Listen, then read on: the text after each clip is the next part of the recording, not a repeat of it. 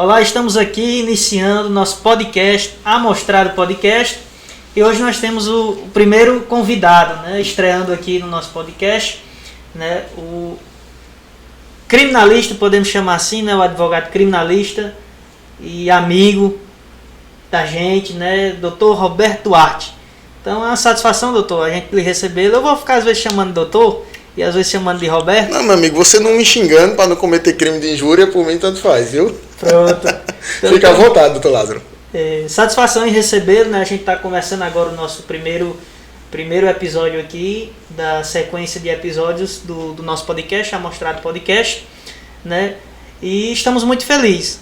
E mais feliz ainda por receber o Dr. Roberto aqui, muito conhecido na região do Cariri, e eu digo assim, na região do Cariri, mas o homem já está ganhando mundos aí, já foi para o Rio de Janeiro, já participou de vários eventos aí em vários estados, né, do Brasil. Então, Roberto Duarte, é uma grande satisfação em recebê-lo.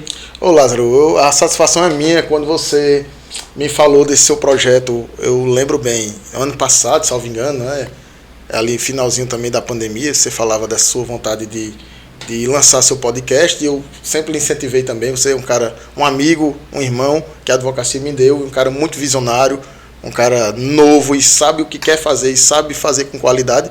E hoje fiquei muito feliz com o convite vindo de você para estrear o seu podcast, para estrear essa conversa bem espontânea, bem tranquila, né, de diversos assuntos. Fiquei um pouco nervoso em primeiro momento, assim, não tão nervoso por conta da entrevista em si, mas por conta do formato. Eu, na verdade, confesso a ti que já concedi muitas entrevistas, já participei de muitas rodas de conversa, de diálogo, mas eu nunca participei de um podcast, né? Então, para mim, também hoje está sendo uma data muito importante, vai ser uma data memorável por estar estreando nesse teu canal, nesse teu podcast. Parabéns pela organização, pela escolha dos equipamentos, por toda a logística que você está dispensando nesse momento aqui pra gente. Estou muito feliz de verdade e só desejo a ti muito sucesso. Enfim, acredito também que muita gente chega e tem sorte, a pessoa fulano de tal tem muita sorte, aquele advogado, ou aquele empresário, ou aquele professor tem sorte demais porque almejou tal coisa, porque foi agraciado com alguma comenda, enfim. Mas eu sempre digo, será que foi sorte realmente? As pessoas às vezes não veem que a gente acorda de madrugada, que a gente dorme tarde, que a gente acorda cedo, o esforço por trás de todo um trabalho, né? Depois que o estúdio está montado, depois que você está se projetando, as pessoas podem vislumbrar uma sorte. Mas assim, sempre é importante a gente estudar, analisar a história daquela pessoa, entender de onde parte, né, todo aquele sucesso ou toda aquela trajetória. Então, parabéns mais uma vez e vamos aí para os assuntos que você tem para mim. Pronto. Então, vamos dar sequência aqui. A primeira pergunta é uma pergunta que bastante que reflete muito, mas a pergunta que eu quero lhe fazer, a primeira é: quem é Roberto Duarte? Cara, o homem já começa pegando pesado, né? Quem é Roberto Duarte? Lázaro, é o seguinte, quem está no meu ciclo de amizade, né, e eu tenho certeza que você sabe disso e está incluído nisso, meus familiares, meus amigos próximos, amigos de infância, sabe que eu sou um pouco diferente daquilo que eu usualmente me apresento. Assim, tem clientes meus, por exemplo, que a gente faz amizade durante a marcha dessa relação contratual. Tem clientes que hoje não são mais clientes, que são realmente amigos, que frequentam a minha casa, e eu frequento a casa deles, e eles dizem assim: poxa, o Dr. Roberto é tão diferente. A gente vê o Dr. Roberto chegando no fórum, sério, o Dr. Roberto, arguindo a nulidade, batendo de frente com a autoridade A ou B, dentro do direito, logicamente, mas quando o cara vai ver, o Dr. Roberto é igual a nós. Eu me vejo um cara extrovertido, eu sou um camarada que não me apego só à questão do direito. Eu gosto de estudar o direito, eu gosto de me aprofundar, eu gosto de estar atualizado. Isso eu gosto de leituras. Mas tem muita coisa que eu faço. Por exemplo, eu não gosto de jogos eletrônicos. Né? Minha esposa diz assim: Roberto, tu parece, não de forma pejorativa, mas ela diz assim: tu parece um velho, porque tu só gosta de coisa. Eu gosto de jogar dominó. Eu gosto de jogar dama. Meu esporte preferido Agora eu amo o tiro desportivo, né? É um hobby que eu tenho há mais ou menos uns 3 anos. Mas assim, o doutor é CAC, né? Sou CAC, isso. Que o CAC justamente o colecionador, o atirador e o caçador. E o meu esporte preferido é sinuca. A gente vinha conversando esses dias, estava eu, doutor Elias, doutor Ademar, indo para Fortaleza para um evento. E eles, olha, a gente precisa malhar, eu preciso malhar, eu também, dizendo que estava muito sedentário, engordando muito, aquela coisa. Tem ternos que já não cabem por conta desse sedentarismo. E eles falando, a gente tem que jogar bola, a gente tem que ir para um racha, tem que fazer futsal, a gente tem que fazer futebol, alguma coisa assim. Aí eu disse, eu acho que eu vou voltar para sinuca. Então, os caras, tu vai jogar sinuca? Isso não é esporte para emagrecer, não. Então, assim, Roberto Duarte, eu sou um cara que muito espontâneo. Eu, geralmente, em audiência, logicamente, eu não posso estar destratando A ou B, inclusive a outra parte, nem cliente. A gente tem que ser polido, trabalhar uma urbanidade, trabalhar enfim, ter cuidado com as palavras. Mas eu sou muito espontâneo no meu ciclo de amizade, na minha família.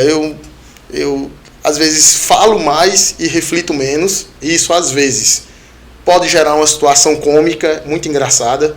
Pode magoar pessoas. Às vezes eu falo coisas sem pensar que eu me arrependo em fração de segundos. Mas depois que eu já falei, não tem mais como voltar atrás. Então, esse sou eu, né? E sou fã de Roberto Carlos. Se eu pudesse, escutava Roberto Carlos todo dia, toda hora. Eu fazia isso antigamente, né? Mas aí, com o meu relacionamento com minha esposa, ela foi me indicando outros gêneros, né, musicais.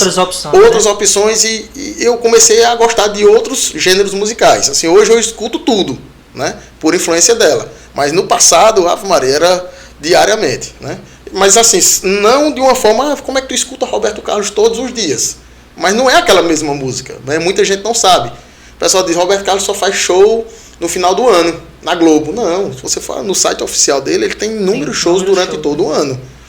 Ele tem mais de 1000 músicas em português, ele tem 12 músicas em inglês, ele tem mais de 70 músicas em italiano, ele tem 4 músicas em francês. Então eu vou ali, coloco um LP de 1975, escuto ele na íntegra, depois volto para 1990, então não é de forma repetida, porque as pessoas conhecem o quê? Detalhes, como vai você, aquelas músicas que eu posso dizer clichê. Aí não, Roberto Carlos é enfadonho, Roberto Carlos é chato, não sei o quê, mas para nós que somos fãs, né, eu herdei essa situação, essa condição, digamos assim, por conta de influência do meu pai, e só eu, no dia a dia, ouvindo clipes, vendo. Eu não durmo, hoje eu tenho um hábito, eu não durmo antes de assistir mais ou menos meia hora de alguma coisa engraçada. Todos os dias. Eu tenho que colocar pegadinhas, eu coloco pegadinha de Silvio Santos, eu coloco vídeos engraçados do Instagram mesmo, né? Tanto é que eu saio encaminhando para meus amigos. Para você, todo dia eu mando um bocado, né? E assim, eu até estou pensando, eita, será que a galera está dizendo, não, esse homem não faz mais nada da vida não, só manda vídeo engraçado. Mas assim, eu gosto de dormir com aquela sensação de leveza, de que ri muito antes. E meu sono, na verdade, eu tenho visto que tem melhorado. Depois que eu comecei a ter esse hábito. Por quê? Sou criminalista. E você sabe que a área criminal, ela tem seus detalhes que nos fazem ter uma carga emocional muito abalada. Porque a gente trata de crimes violentos. Eu estava esses dias em casa analisando um processo, notadamente da alçada do tribunal do júri, e do nada peguei na página 240 um exame cadavérico e eu não gostaria de ter compulsado, eu não gostaria de ter visto aquele laudo cadavérico. Até eu comentei com o Doelma também, minha esposa, dizendo assim, eita, já com 8 anos de advocacia, mas eu me deparei com um laudo cadavérico que, assim, era uma cena de horror. Entendeu? E aí você vê aquela imagem em alta resolução, colorida, e você vê uma pessoa, você vê um cadáver da forma que ele foi encontrado, da forma que o legista está avaliando, e às vezes até numa forma pior, porque tem exames específicos que o cadáver ele vai ficar totalmente exposto. Então, você é impactado com essas imagens. E aí a gente vai dormir, e a gente vai pensar numa tese, e a gente vai pensar num argumento, e a gente vai pensar num relato, numa declaração, numa testemunha, quer queira, quer não, a gente acaba ficando com uma certa carga negativa. Então eu vejo uma válvula de escape nisso aí, de estar indo dormindo, assistindo vídeos engraçados, besteira mesmo, coisa besta. Vou dizer assim, rapaz, não, Uma criança de 14 anos não perde tempo vendo isso. Mas é a minha maneira de ser, tento. Todo mundo tem seus vícios, né? Tem uma música de Paulo Sérgio, que é um cantor da Jovem Guarda, que ele diz assim: sei que minhas qualidades cobrem meus defeitos. Todos nós temos defeitos, todos nós temos qualidades. Há momentos da nossa vida que a gente vai focar mais nas qualidades e elas vão se sobrelevar, elas vão se enaltecer, elas vão ter um relevo em relação aos nossos defeitos. E nós passamos a ser toleráveis. Nós passamos a ser, nos nossos ciclos, inúmeros: trabalho, amizade, família, ciclo profissional, acadêmico, nós passamos a ser toleráveis e aprazíveis aos outros. Mas quando nossos defeitos eles são verticalizados, quando os nossos defeitos eles são maximizados, aí é que começam os problemas. Aquele cara é chato, aquele cara é insuportável, se acha demais, conta vantagem demais, enfim, é mentiroso demais. Então, assim, a gente começa a ter essa percepção de que tem que ter um equilíbrio entre qualidade e defeito. E eu, às vezes eu me deixo levar, e acabo cometendo muitos erros e muitos vícios, e enfim, somos humanos falíveis. Mas eu tento também ficar mentalizando: poxa, eu tenho qualidades e tenho defeitos, então vou tentar enaltecer minhas qualidades para poder dar uma equilibrada com esses defeitos, entendeu? Para ficar no equilíbrio. No equilíbrio. Bem, estamos aqui, né, iniciando esse podcast, Amostrado Podcast, e hoje nós temos aqui a brilhante visitante nossa aqui, né, o Dr. Roberto Duarte, né, advogado criminalista, muito conhecido aqui na região do Cariri. Né, temos o prazer de ser o primeiro convidado, agradecer a ele por receber esse convite e aceita esse convite, né, a gente fica muito feliz, né, de estar proporcionando isso. Dr. Roberto, já falou um pouco sobre você, quem é o Dr. Roberto, né, quem é o Roberto Duarte, mas muitos queriam saber e muitos querem saber como foi a sua trajetória acadêmica. Quando foi o momento que você decidiu: eu quero cursar Direito? Isso aí, essa minha decisão foi na 5ª série. Na 5ª série? 5ª série eu já estava decidido a fazer Direito. E o que foi que de repente aconteceu? Na verdade, assim, eu acho que é um pouco influenciado por minha avó, sabe? Porque minha avó não é advogada, mas ela sempre teve uma admiração para quem cursava Direito, né? Meu bisavô, ele não era advogado, mas ele foi um notável, ele foi um cara muito influente na época dele, na capital cearense, foi deputado estadual, e relatos, né? Meu tio, ele traz muito esse resgate histórico, dizendo que ele tem uma oratória muito rebuscada, dizendo que ele era muito inteligente. E, assim, pelo lado da família, dos avós maternos, do meu avô materno, o irmão dele foi promotor de justiça, na época que podia acumular essas funções, foi o primeiro presidente da OAB aqui em Juazeiro do Norte. Inclusive tem a foto dele. Tem a foto dele, que é o Alênio Duarte. E aí, lá na sede da OAB, né? Isso, Juazeiro. Perfeito. E aí, minha avó, inconscientemente, ela não chegou: você vai ser advogado. Mas se ela falava: olha, é bom, ela dizia assim: profissões boas, medicina, ser advogado, seu bisavô era advogado, seu tio-avô era advogado. E eu nunca pensei na minha vida, na verdade, ser advogado. Veja bem, eu disse que queria cursar Direito.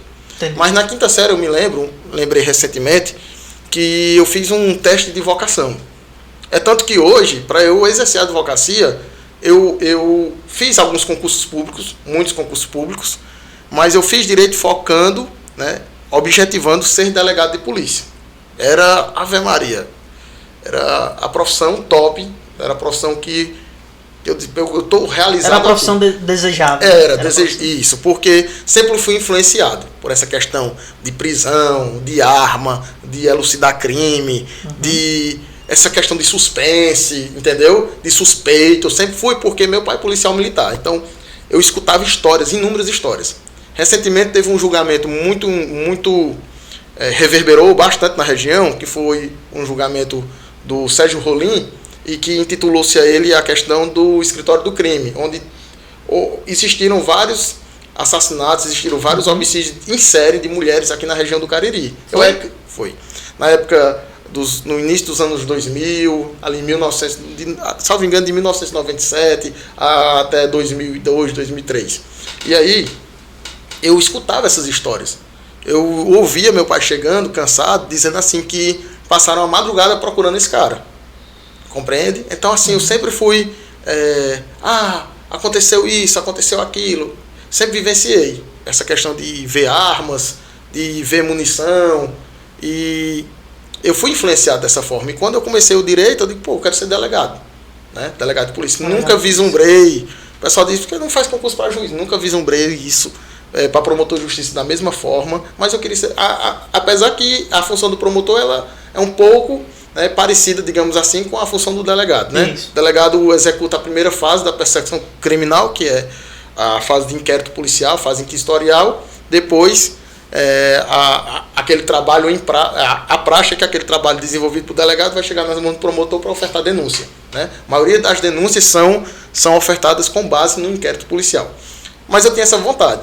E parei na advocacia, caí na advocacia de paraquedas. Assim, eu não tinha pretensão. Me lembro bem que eu estava na faculdade de Direito, não tinha um centavo, diga-se de passagem, um centavo no bolso. Geralmente, R$1. Estudante e aí passa por esses percalços. E aí eu não tinha um centavo. E um amigo meu, Marcelo Christian, que também queria ser delegado, hoje ele é procurador do município de Barbalha. Marcelo, a gente estava ali nos corredores da FAP, e Marcelo disse assim, tu se inscreveu no exame da ordem? Eu digo, não, mas eu não quero ser advogado, não tem nem perfil para advogado, não tem nem dinheiro para montar escritório.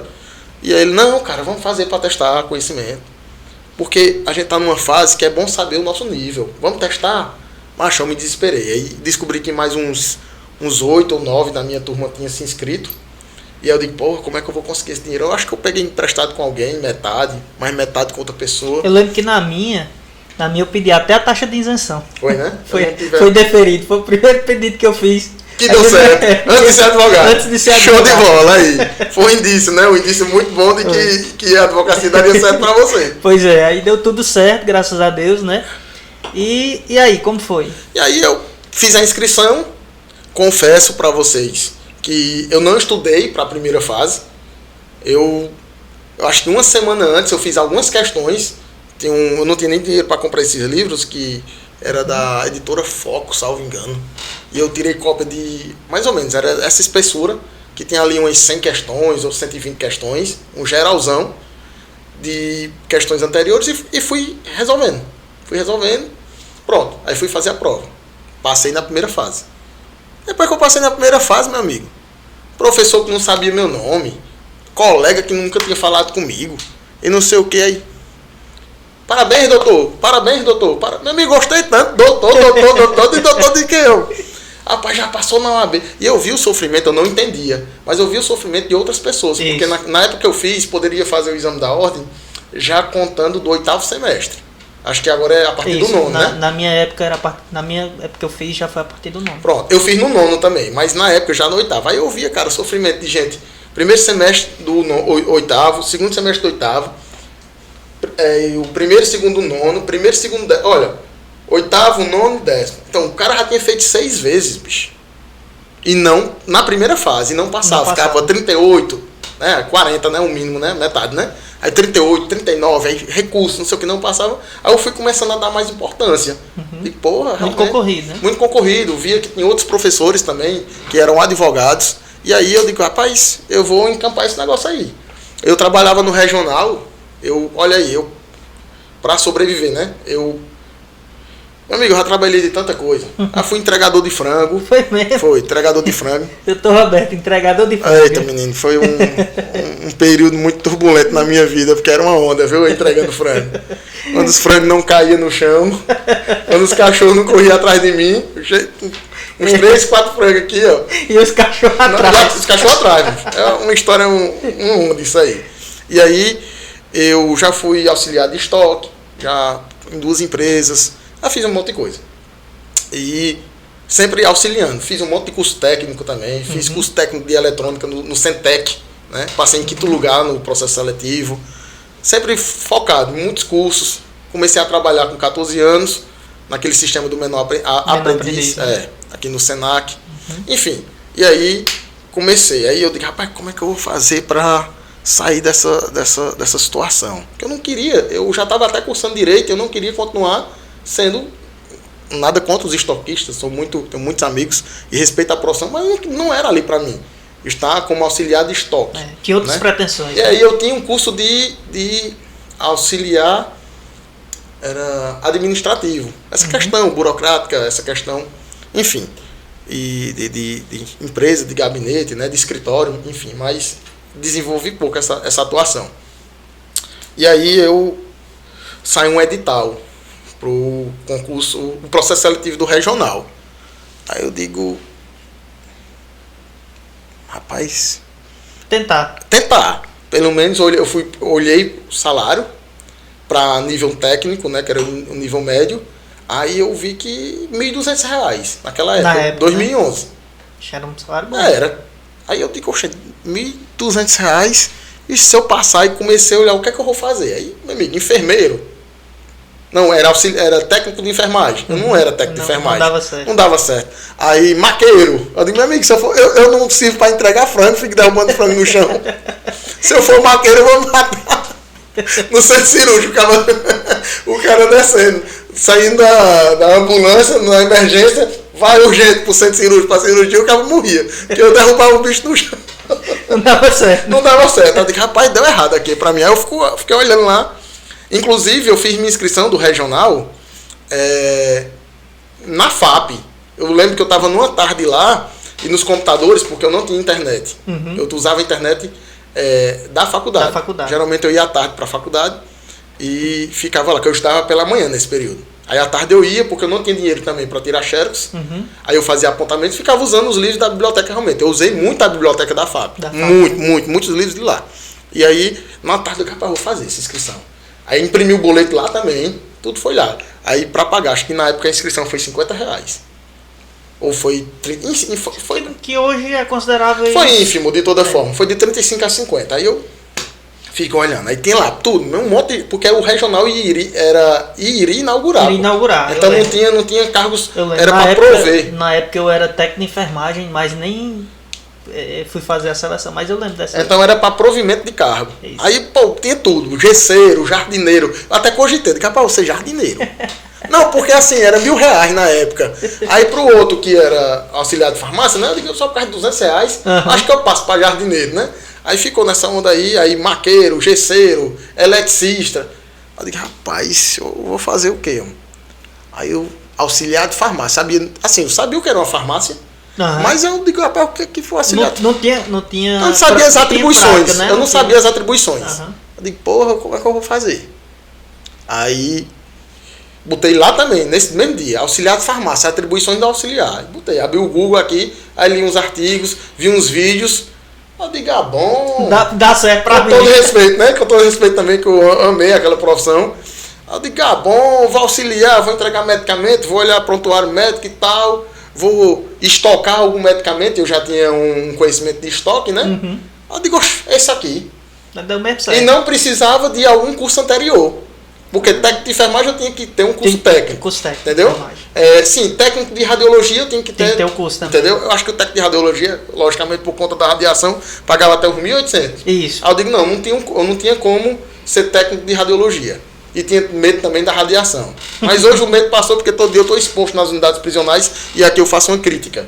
Porque para a gente entrar visitar o nosso cliente, na PIRC aqui a gente entra uma vez, passa pelo Boriscan, que é uma máquina que faz um raio-x de todo o nosso corpo, e para voltar, para a gente sair da unidade tem que passar de novo. Também por essa máquina. Então é missão de raio-x no meu corpo. Melhor eu tivesse escolhido ser técnico de radiologia no regional, que eu acho que eu estava com menos radiação.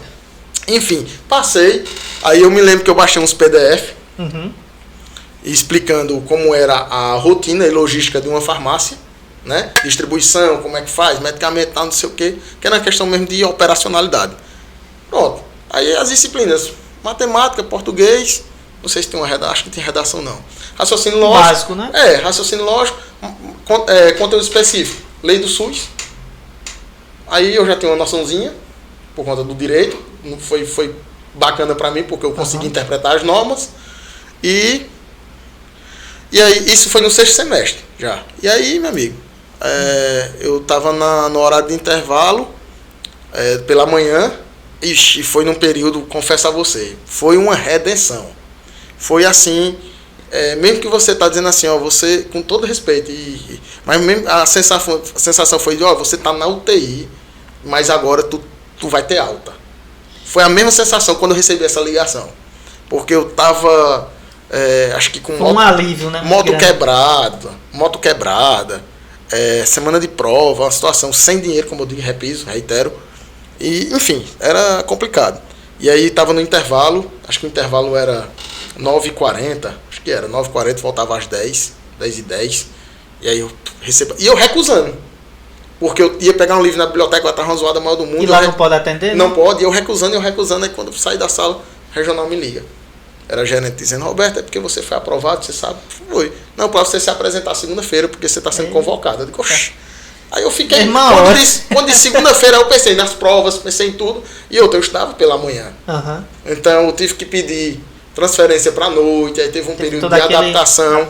Aí foi também, o regional foi um período muito, muito, muito bom, mas muito turbulento também, porque eu fui para a noite, aí a aula começava às 6h40, mas eu só saía do regional dos meus plantões às 7h da noite. Já pegava a aula. Então foi o momento que eu mais cometi infração de trânsito. E foi por conta disso que eu quebrei minha perna, entendeu? Foi, eu confesso. Também acho que já está tudo prescrito, né? Mas assim... da época lá, né? Já tem 11 anos, né? Então eu posso falar aqui abertamente.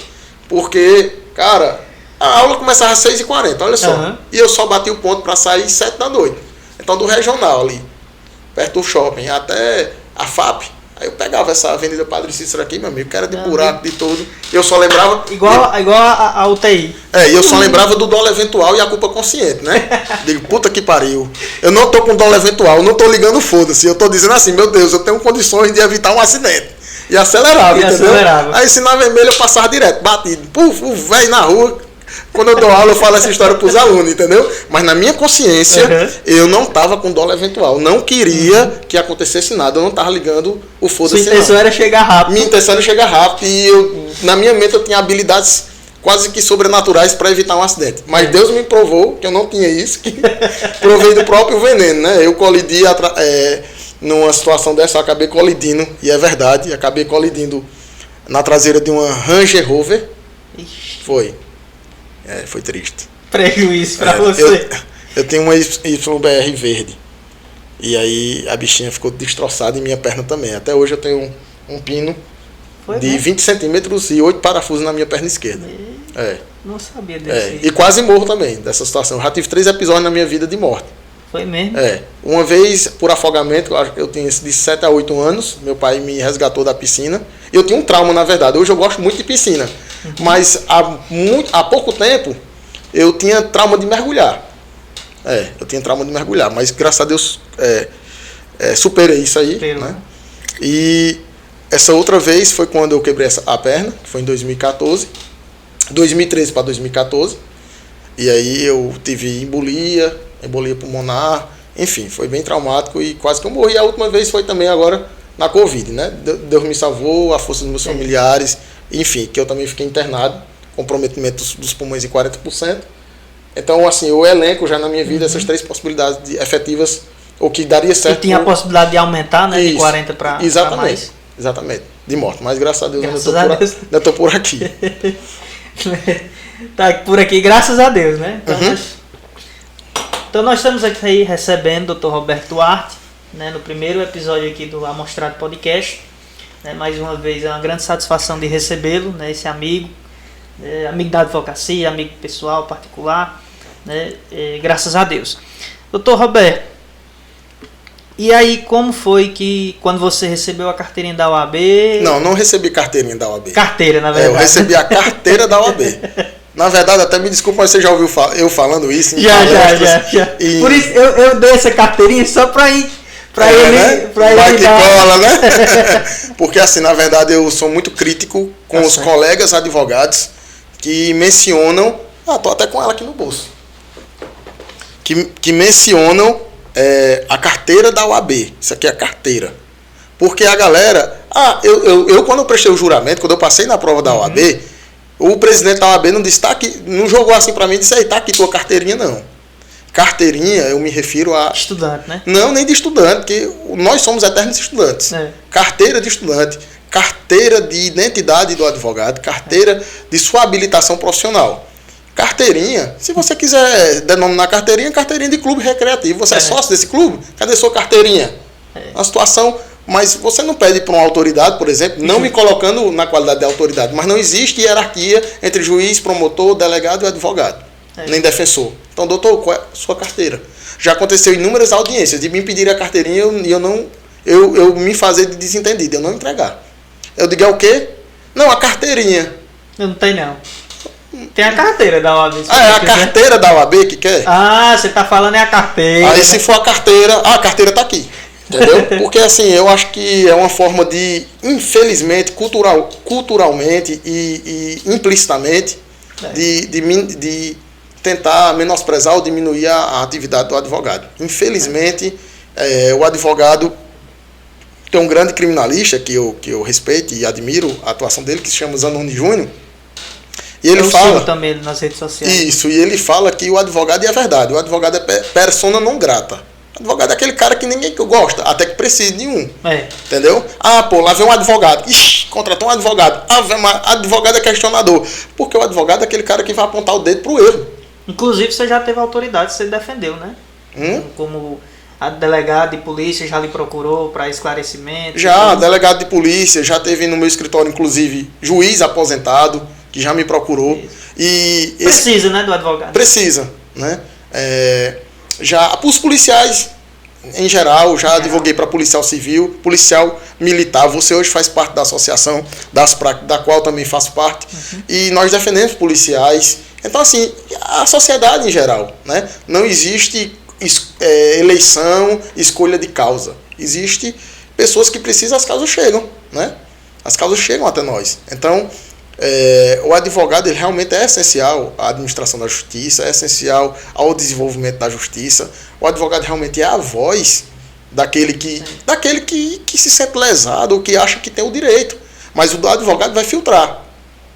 Ele é o primeiro juiz da causa. Ele vai analisar realmente o seu direito é legítimo, realmente a sua pretensão é boa, e aí vai abraçar aquilo ali como se fosse o exercício do seu direito. Advogado vem do latim, advocatus. E o advocatus significa falar em nome de outrem. Então você é o porta-voz do interesse e da vontade de uma pessoa. Então é muito séria essa situação. Então você chegar para o camarada que passou 5 anos estudando. E ainda tem a pós. Pós, né? Que aí após pode ser um mestrado, um doutorado ou uma especialização. No momento eu tenho 2 especializações, mas você estuda. Eu aproveitei a pandemia agora, 2 anos. Eu aproveitei, quando a pandemia eclodiu, eu já entrei numa pós. Eu não vou ficar em casa só, olhando para o teto. Se vai morrer todo mundo, eu não sei. Mas eu quero morrer pós-graduado. Já com outra pós. Já com outra pós, né? Aqui já é o doutor Roberto. Especialista em morrer do mesmo jeito, depois que morre. Mas brincadeira, aí eu fui fazer a pós em direito penal militar, né? Na verdade, direito penal militar e processual penal militar. Terminei agora recentemente e aí você estuda, você passa a vida toda estudando, você passa a vida toda lendo artigo, você passa... Aí depois o camarada, ei doutor, sua carteirinha? Na verdade eu acho um pouco de desrespeito. E aí eu não gosto de me reportar a carteira da OAB dessa forma. Até porque eu procuro aqui e não tem. Tem, né? Não tem, né? Não tem não. Aqui tem identidade do advogado. Tá certo. E aí como foi que aconteceu? Depois que você concluiu a faculdade, recebeu a carteira da OAB, fez o juramento, né? E como foi o passo depois? Aí eu continuei no regional, porque eu recebia R$ 1.200 e era confortável para mim, e comecei a tentar juntar algum dinheiro, do pouco dinheiro que eu tinha. Mas aí eu digo, também estava difícil para mim, porque com R$ 1.200 o que era que eu ia fazer? Eu não tinha condições de comprar nenhum terno. Meu primeiro terno eu comprei na C&A. Não foi terno, na verdade, foi um blazer. Foi um blazer cinza que eu vi numa promoção, tava a tarja vermelha lá. Vamos dizer que custasse R$300 no valor original, originário, e tava com a tarjazinha vermelha, eu comprei por 125. Blazezinho. Eu tinha até um tempo desse, mas acho que eu dei, não foi alguém? Eu dei a alguém. E assim, aí pronto, conjuntozinho, comprei umas camisas padrões, que também vendia na C&A, Riachuelo, eu fiz o cartão depois. Porque a gente tá fazendo propaganda aqui, não tô nem pagando, né? Pois não sei se eles contribuem aí com o podcast. Vamos fazer a propaganda enquanto as empresas estão aí, né? Porque a Americana já quebrou, né? E o cabo já foi demitido, o negócio tá pesado. O negócio tá pesado. Já quebrou. Então, enquanto estão aí, a C&A, eu comprei lá. Aí tinha uns pacotes de camisas sociais, né? Manga longa, que era camisa coringa, que a gente chama. Me lembro que um pacote era mais ou menos uns R$90 ou 70 e poucos reais. Aí vinha num pacote de plástico. E eu não tinha camisa social assim. Sim. Né? Pra ir, o cara colocar uma gravatazinha e tal. Aí comprei uns 3 pacotes desse aí. Passei ali no cartão também. Batei. Aí era uma branca, uma cinza, uma vermelha, uma verde, mas tudo do mesmo jeito. Entendeu? E aí, com esse blazer, calça jeans, um sapato social também. Você sabe que os especialistas, eles às vezes dizem, né, que você pode usar o mesmo terno. Aí você faz só a mudança da gravata. Porque a gravata ela consegue mudar. A gravata tem esse fenômeno importante. Eu, ultimamente, dos meus amigos próximos, eu tenho sofrido críticas. Mas críticas construtivas. Em qual sentido? Já sei o que ele vai dizer aqui. Porque eu uso camisas hoje de todas as cores, eu não estou mais com aquela questão do padrão. Porque o padrão, inclusive escuto isso em cursos, né, em congressos, o padrão do advogado é terno preto. O advogado, na verdade, só precisa ter 3 ternos. O advogado, o homem. Um terno azul escuro, um preto e um cinza. Pronto. E as camisas dele, só branca. Se ele quiser ter só uma, mas tem que lavar todo dia para usar aquela. Branca. Porque a branca ela vai casar com toda a gravata. Quadriculada, xadrez, azul, furta-cor, sei lá como que você queira chamar. E aí o que é que acontece? Mas eu com o passar do tempo, né? Antigamente eu tinha uma visão mais tradicional. Mas com o passar do tempo eu comecei a dizer assim, eu vou querer ter meu estilo. Eu vou querer usar aquilo que eu acho legal. Aí comprei terno vermelho, vinho, comprei terno azul, bique, né?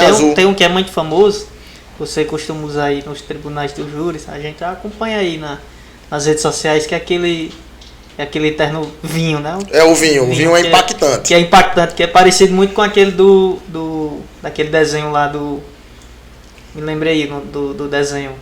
Eu sei. Do Batman, né? Do Batman. O cara, é o Coringa, né? Coringa. Pois é, o Coringa no. O pessoal comenta muito. O Coringa no. Não, eu tinha comprado até uma camisa verde também, uma amarela, né? Eu digo, rapaz, aí tinha saído do filme, eu digo, vai ficar meio afetado. E eu da área criminal, aí o Batman é o moço, né? O Batman é o mocinho, é o bonzinho, né? E o Coringa é o perverso, é o criminoso. É o criminoso. Eu tenho até umas meias também do Coringa, não que eu nunca usei, mas tem essas meias. Rapaz, eu tô com uma mania de comprar coisas e não usar. Esses dias eu tava no escritório, uma coisa puxa a outra, tava no escritório mexendo na gaveta, achei um relógio de bolso. Eu me lembro que quando... Eu vi aquela postagem. Pois viu, né? Que eu botei no Instagram, rapaz, nunca usei, é tanto que tem que colocar uma bateria.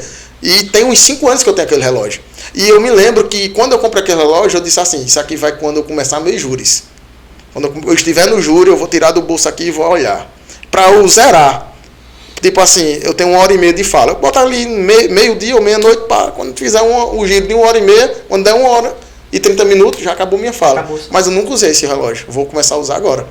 E eu comprei essas meias também, do Coringa, achei muito bonita. Mas também nunca usei. Entendeu? Lembrei agora. E algumas gravatas também. Fazer como um advogado que ele subia no coisa e dava um mortal, né? Aí você vai aprender a dar um mortal com o terno mas aí, do Coringa. Mas eu sou um pouquinho desastrado. Se eu der um mortal, pode ser que eu morra mesmo, entendeu? Porque eu vou sucumbir, eu vou preferir me abster de fazer isso.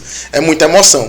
Mas aí eu voltei, ano passado, inclusive, no finalzinho do ano passado, eu voltei a usar o preto básico. Tem algumas postagens e fotos minhas no Instagram.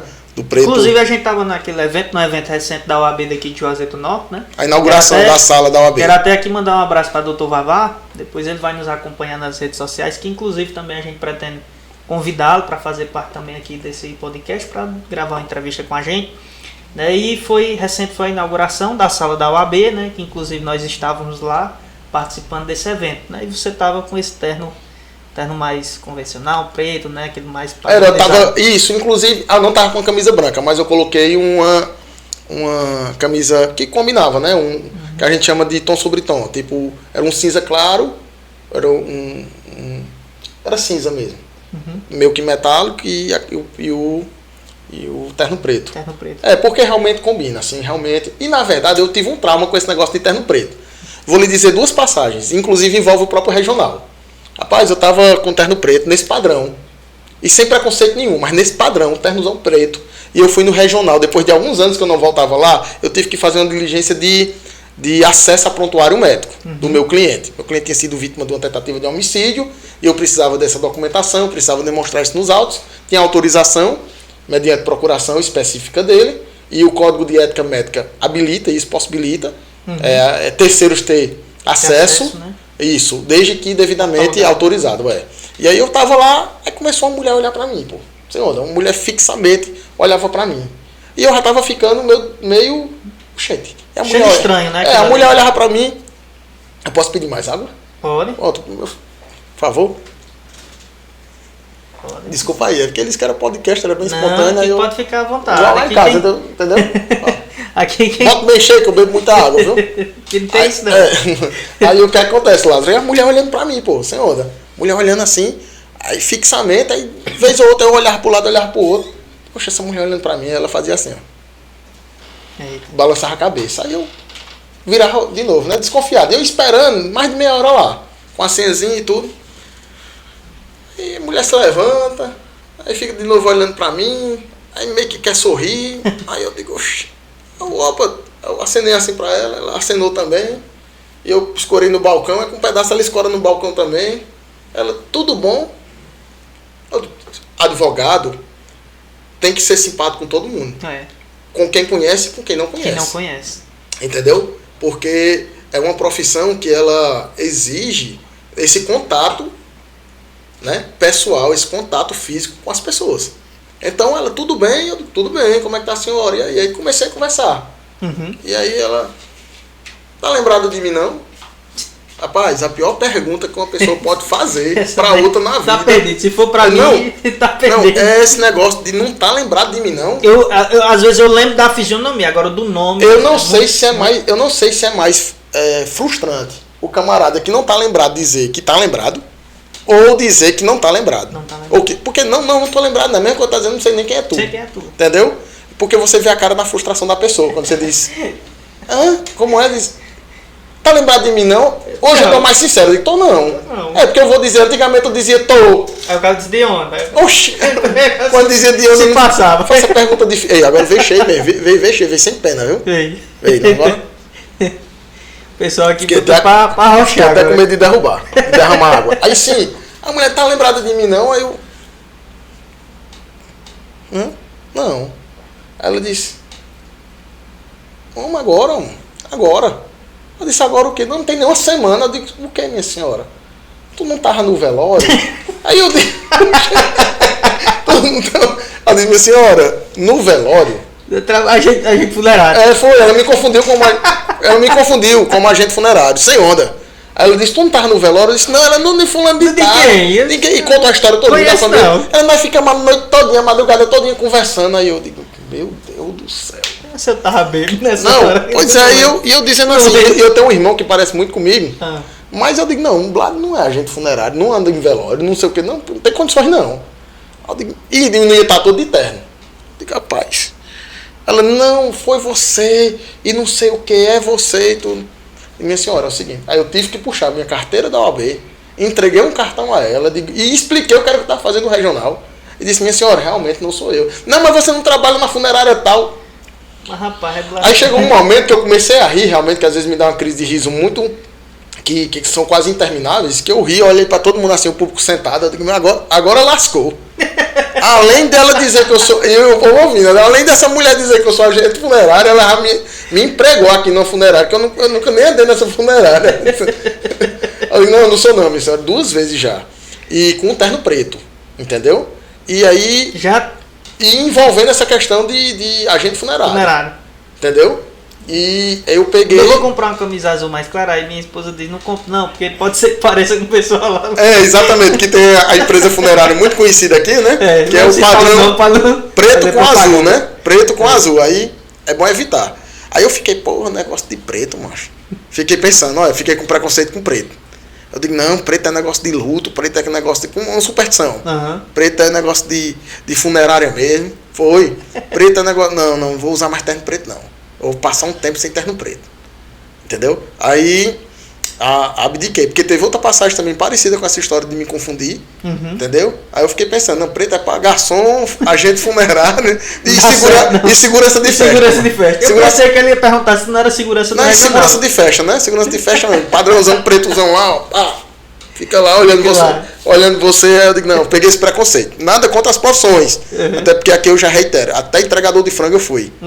E aí, e com muita satisfação.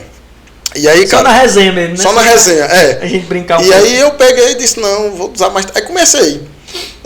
Terno vinho. Aí é bom que minha esposa sempre vai comigo, né? E eu comecei a me vestir melhor. Realmente pisquei nas combinações, eu vou dizer. Quem me criticar pelas roupas, mas assim, melhorou demais. Ela sempre me arruma por uma coisa mais sóbria. Às vezes o extravaso não é influência dela, mas comecei a me vestir melhor por influência dela. E aí... ela, não tá legal, esse sapato não é legal, tem que vestir assim, tu tem que ver isso aqui, combinação de gravata, como fazer. Né? E a única coisa que eu não aprendi no exercício da profissão, a única coisa que eu não aprendi foi dar nó de gravata. Sim, você perguntou quem é Roberto Duarte, pronto, não sei dar nó de gravata. Pronto. Meu amigo... Esse daí eu aprendi. Você aprendeu? Aprendi. Sabe qual é a maior vergonha? Mas eu assisto os vídeos de vez em quando pra poder relembrar. Sabe qual é a maior vergonha que eu passo na minha vida?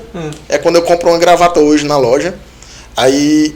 eu passo meia hora na loja pra mulher que tá me vendendo, ou o rapaz, acertar o ponto, que é na altura e tudo, né? A questão do cinto, acerta. Aí pronto, aquela gravata... Ave não Maria. Mexe mais nela. Não, Ave Maria. Aquela gravata ali, eu digo, essa aqui eu só vou usar nesse júri, essa daqui eu só vou fazer isso, entendeu? Aí pra lavar, bichão. Ave Maria, meu amigo. Ei, pra lavar as gravatas. Porque o cara tem que usar, o cara usa 3, 4 vezes, pelo amor de Deus. Às vezes com uma coisa pinga... um óleo, um farelo de uma bolacha, suor mesmo. Eu fiz um júri, a gravata era bege, eu tenho essa gravata. Eu fiz um júri na comarca de Mauriti, com o doutor Elias, Vinícius e Ademar, e eu lá na loucura com o júri e tal, e tava na época da pandemia, eu com a máscara zona branca, a galera dizia que eu desesperado lá, Lázaro, aí falava, aí o suor pingando, eu pegava a gravata, fazia, o réu tem que ser absolvido por isso, aí enxugava o suor assim, e o povo vendo eu na loucura lá. Meu amigo, quando eu entrei no carro para voltar meia-noite, que acendeu a luz, que eu olhei para a gravata preta, macho. Gravata encardida. Aí os cabas tinham filmado já para tirar onda, né? Os amigos, no meio do júri. No meio do júri, os cabas. Era um menino que tava Ademar, Elias e Vinícius. Aí os cabas, vamos gravar para Roberto, tirar onda com o Roberto. Aí os cabas gravaram e mandaram no WhatsApp. Mas que putaria era aquela? No meio do júri, enxugando suor com a gravata. Entendeu? Eu tô até usando mais gravatas escuras, que vai que de forma automática e involuntária eu faço uma marmota dessa, né? E disse que eu tirei uma hora a máscara também, enxuguei o rosto com a máscara. Mas eu acho que enxuguei mesmo, que a máscara chegou preta. Quando eu cheguei em casa, no outro dia, que tirei a roupa, né? Tirei a beca, tirei a gravata, tudo, que deixei num cantinho pra lavar no outro dia. Só vi e foi dar uma gritando. Que negócio é esse nessa máscara? Tu tava esfregando esfregando o chão, que não sei o quê.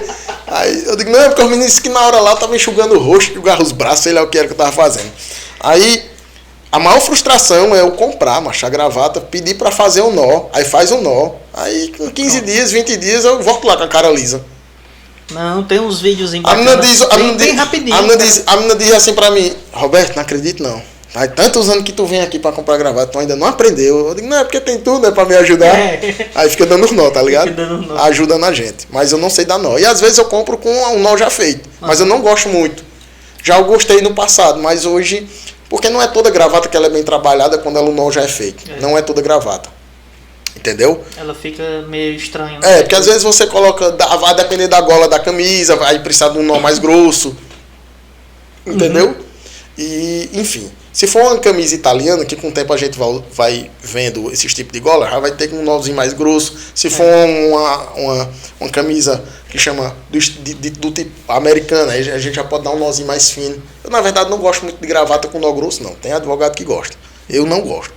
E aí, uma coisa mais. Mas quando você mais começa. Slim, né? Mas quando você começa slim, com esse buchinho aqui, a gente vai tentando. O preto ajuda, entendeu? E aí a gente passa essa vergonha de pedir pra refazer o nó. Mas tem que ser sem vergonha nesse sentido, né? Aí, Roberto, você foi e depois montou seu escritório.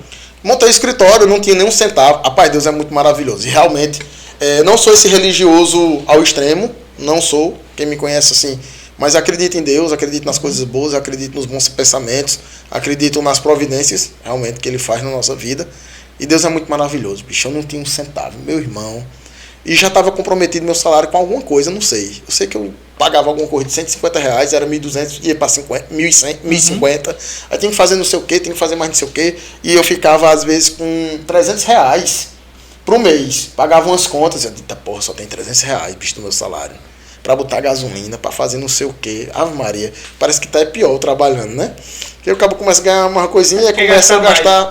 Gasta mais. Aí, cara, Deus é muito maravilhoso. Quando eu passei na UAB, assim, eu nem sabia que tinha tramitado isso. Estava tramitando lá no regional, que na verdade fica sabendo só a administração e o recurso humanos, né? Pessoal que a gente tinha na época como o pessoal da elite do regional, que era o setor administrativo, que tinha gerência, direção, Sim. E o pessoal do RH. E a gente era peão. Aí tava uns bafafá, mas não estava muito alardeado, que o regional estava fazendo um convênio com o Banco do Brasil. Sim. Para o Banco do Brasil dar carta de crédito, né? Para empréstimos, financiamentos e etc.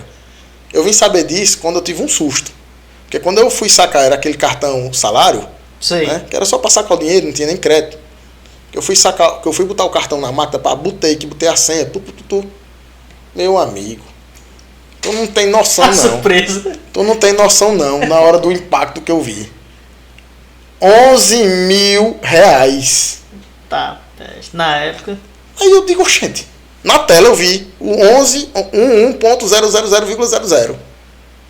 Eu digo, gente, 11 mil conto, depositaram errado. Eu pensei logo a minha ingenuidade, eu pensando que que tinham repassado esse valor para mim. Só que deixa que estava lá, meu salário, R$1.200, e uma margem de crédito, a linha de crédito de 11 mil. Mas não aparecia para mim isso antes. A informação, né? Era. Aí eu digo, opa... Olhei direitinho, tal. Eu digo, gente, o banco é doido, é? Pensei, eu não tenho um centavo, estão querendo me dar 11 mil. Aí fiquei nessa onda. Aí fui no banco, me informei o que era aquilo ali. Não, porque o regional e tal. Aí quando o banco me falou, aí me informei no regional e realmente aprovado para mim. Um linha de crédito de 11 mil. Aí fiz uma parceria com um amigo meu de faculdade, que estava no projeto de fazer a OAB, ele era bacharel também. Era bacharel. Era, mas estava estudando para a OAB, eu iria assumir o escritório de fato, tudo entre mim e ele foi meio a meio, e eles, cara, nós vamos gastar mais ou menos 20 mil. Eu digo, mas gastamos cerca de 17 mil, cerca de 16 mil, aí deu certo. Porque eu me lembro que eu fui no Banco do Brasil e sacou o dinheiro. Fiz o empréstimo. Era uma linha de crédito, eu fiz um empréstimo consignado de R$8 mil. O banco disse que você não leva logo tudo, você não tem direito a mais de 11. Não quero 11 não. Eu não quero 11 não. Eu só quero 8. Só quero 8. Aí fiz esse empréstimo de 8 mil. Me lembro que comprei um notebook, na época era uns R$1.000, ou 1.200. Notebookzinho intermediário, entendeu? E tudo era muito caro, né? Não é isso. Nós estamos falando de 2013. Era uma linha de... Não era a primeira linha, vamos dizer, Dell, Acer, não era.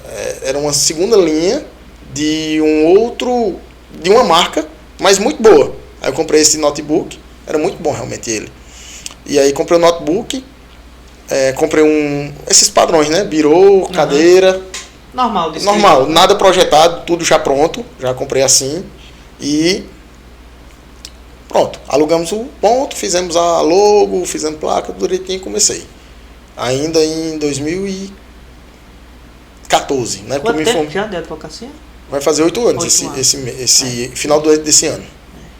Entendeu? E aí eu foi desse jeito.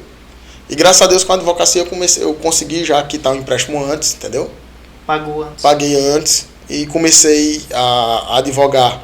Meu primeiro exercício advogativo, na verdade, meu primeiro trabalho como advogado foi dentro da associação das praças da região do Cariri, por isso que eu tenho eu me esforço, eu tenho muita consideração pela entidade, entendeu? E já mandar um abraço aqui pro Sargento Emerson. Sargento Emerson, nosso presidente. Nosso presidente da associação pro nosso corpo jurídico, né? Nosso corpo jurídico.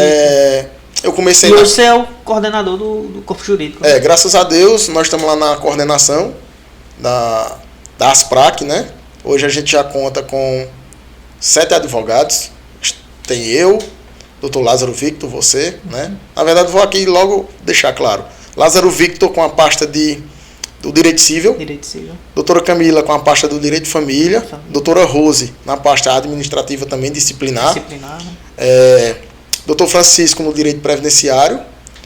Doutora Aline e Doutor Marinho também, fazendo esse jogo. Estão em capital. Na capital cearense, exatamente. Doutor Marinho e Doutora Aline. Ali na auditoria militar também, né? Crimes militares. E eu também estou nessa vibe, estou nessa onda aí de crimes comuns, crimes militares, dando esse suporte aos policiais. Direito penal, né? O direito penal, comum e militar. E também no direito administrativo disciplinar, né? Ou seja, os processos disciplinares no âmbito da Controladoria Geral de Disciplina. Porque também do jeito que nós temos processos disciplinares na OAB, né? A OAB tem esses processos disciplinares, a própria polícia, mediante a controladoria, os policiais sofrem sim também processos disciplinares. E a gente está lá São vários, né? São vários e várias modalidades, né? Entendi. Desde de uma manifestação preliminar, que é uma coisa simples, desde uma investigação preliminar, melhor dizendo, até um conselho de disciplina ou de justificação, que são procedimentos ou processos hábeis, ou PAD, o tão conhecido PAD, hábeis a demitir e excluir alguém da corporação. Isso. Então a gente também está à frente desse direito específico. Aí quando você iniciou a advocacia, já comecei lá, ganhando R$600. Já começou a fazer parte do corpo jurídico. Tive essa oportunidade ganhando R$600 na época. Me gerou essa oportunidade, a associação não tinha muitas condições, mas aí eu abracei porque me vi, eu vou estar vinculado formalmente a uma instituição, a uma entidade. Vou começar... Muito respeitosa, né? Isso, muito respeitosa e respeitada.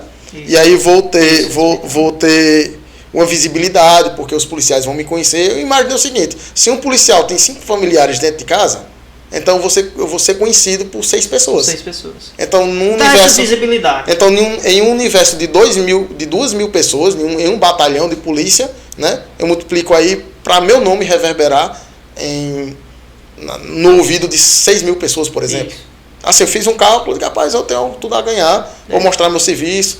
Estava começando, estava com aquele gás, estava com aquela vontade, né, de poder assinar a petição, de colocar minhas ideias no papel. E eu alcancei esse momento de papel mesmo, de processo físico, de pegar processo desmanchando, tá entendendo? Eu já tive processo no meu escritório que começou a tramitar em 2002. Logicamente que eu não era advogado. Em 2002 eu estava na 5ª série. E quando eu fui pegar assim na capa, que eu levantei a capa, ficou metade da capa na minha mão.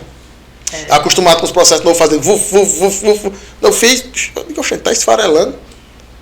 Era papiro, só pó, só cheiro. Papiro, só cheiro de mofo. Tanto que atacou a minha rinite, foi um processo muito traumático nesse sentido. Foi um dos honorários mais sofridos na minha vida, porque eu mexi no processo e ficava doente. Roberto, já que você está falando de processo aqui,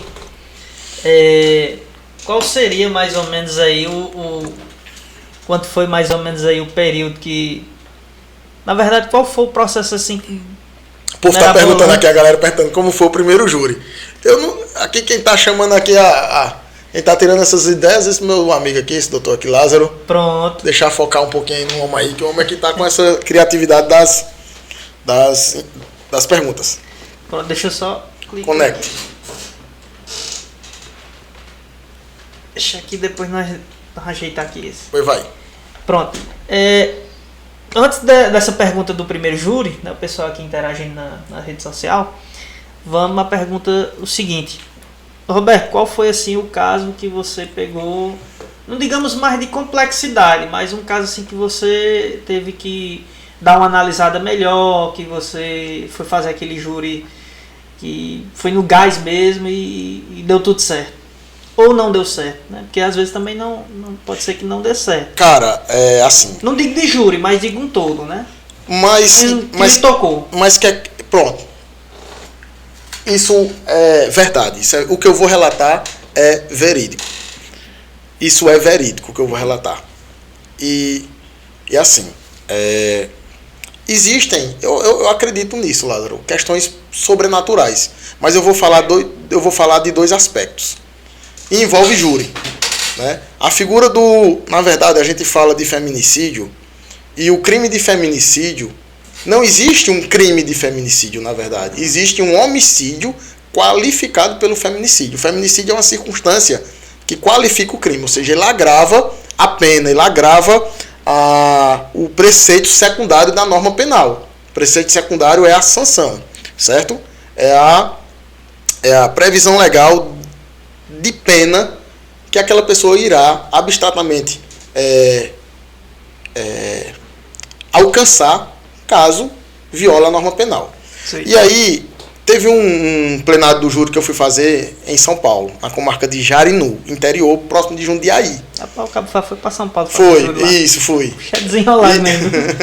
Isso em 2019. E olha só, a alteração dessa figura legislativa para trazer o feminicídio foi realmente em 2019. Em dezembro de 2019. Foi em 2019, mas a sessão do júri foi em 2020. Isso. Uhum. E lá foi muito célere, na verdade. Foi um caso de alta repercussão, muita mídia, saiu no Datena, muita coisa, sabe? Sim. E aí, rapaz, chegou essa defesa no âmbito de um feminicídio. Eu digo, meu Deus do céu, como é que eu vou fazer?